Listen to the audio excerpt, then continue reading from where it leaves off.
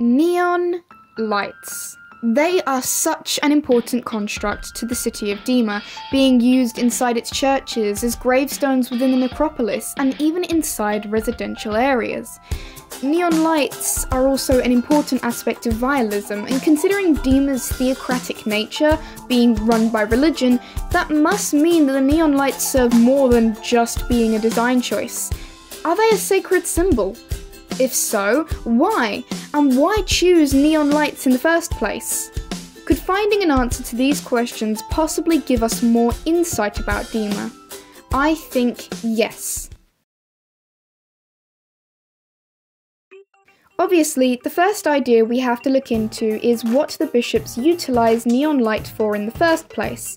What practical functions do they serve for Dema and its citizens, so much so that it is arguably the most widespread object in the city. In Nico and the Niners, we see a bird's eye view of Dema, learning that the sky is always considerably cloudy. It makes Dema out to be a dark place with no light. Hometown also reinforces this by stating where we're from there's no sun. Moreover, we know that the neon lights replace common light fixtures in Dema. Instead of having normal light bulb lamps, for example, we see that the towers of neon are used to light up rooms and Dema churches. These are places that will typically need light fixtures in the dark. This proves that there is also a domestic use to neon lights. They are so common because they are used as a general form of light. So, the neon lights are used to counteract the constant darkness in Dema, combating the meteorological conditions as well. But this raises another question. Why neon lights specifically? Why not light bulb fixtures? Light bulbs require a tungsten wire. This is where the electrical current flows through, heating up the wire and creating light. However, in order to gain tungsten, one must mine certain mineral compounds, which may be difficult if the bishops do not want citizens leaving the city. They can't mine the ground in Dema either, due to having cemented flooring. Neon and argon are naturally in the atmosphere in contrast, and can be obtained via the fractional distillation of liquid air, meaning there can be an endless supply of the materials needed to create neon light for the bishops.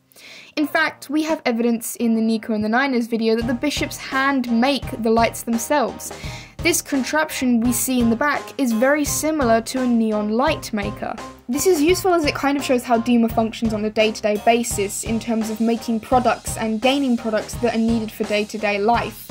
Instead of leaving the city and trading with other people or being able to mine resources to make better things, Dema instead utilises what is in with its immediate vicinity to prevent people from leaving the city. It also kind of reinforces what we talked about in the vialism video about the purpose of assemblage of the glorified. In Nico and the Niners, it's confirmed that this is a festival for vialism called Assemblage of the Glorified. I stated that it was a festival where they made the neon gravestones for those who would soon commit vialism, and this only seems to reinforce it further. The fact being is they have an actual machine or some form of contraption that makes neon lights in the church with them.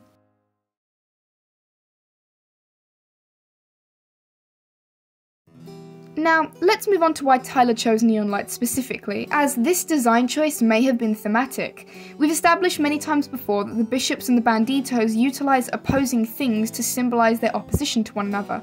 For example, red and yellow are at different ends of a colour gradient, symbolising how they are both on different sides from one another. This is also seen in terms of the neon lights. We've established that fire and the sun are symbols that represent the banditos. It is a natural form of light that represents life and the soul, reflecting the banditos' value of life and their stay alive message. In contrast, neon light is not a natural form of light.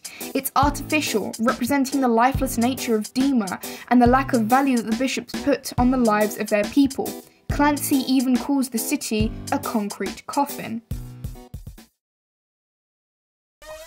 You may remember that Tyler said in an interview once during Trench there were important things we had not discovered yet in the 3 beginning music videos. Many suspect that this may be the true nature of vialism. Vialism was utilised in Nico and the Niners, but we had no clue what it was or meant until it was explicitly spelled out for us towards the end of the Psy era. How would we have gotten this information though? I personally think that this information may have actually been exposed to us via the metaphorical meanings of the neon lights. Neon lights are used in vialism, intrinsically linking the two. Therefore, I think that neon lights somehow metaphorically represent vialism. Neon lights are used to make neon gravestones. We've already established that since they are artificial, they represent something that is without life, referring to the end goal of vialism, which is death. The fact that they are made into gravestones as well further reinforces this message, as gravestones are put upon tombs where dead people lay to rest. It also refers to the purpose of vialism. The glass container outside of the neon light is used as a vessel for the neon inside, referencing how the people of Dema are used as vessels for the bishops. This can arguably be proven by the lyric we see in Bandito as well, "Inside the glass they mould my brain." The glass of the neon light representing the body. Meanwhile, to mould something means to shape and change it, implying that it is rather Tyler's views, personality and beliefs being moulded, something which a soul tends to embody. Views and beliefs and even personality are also typically kept inside of the brain, hence why it is brain instead of soul, but arguably the soul embodies the thoughts and everything going on in your brain. But I've recently discovered it's a heatless fire reinforces this belief as well, as neon is a heatless fire inside of the glass vessel. A heatless fire is a fire without passion or life, referencing those who have already committed vialism and have lost their souls.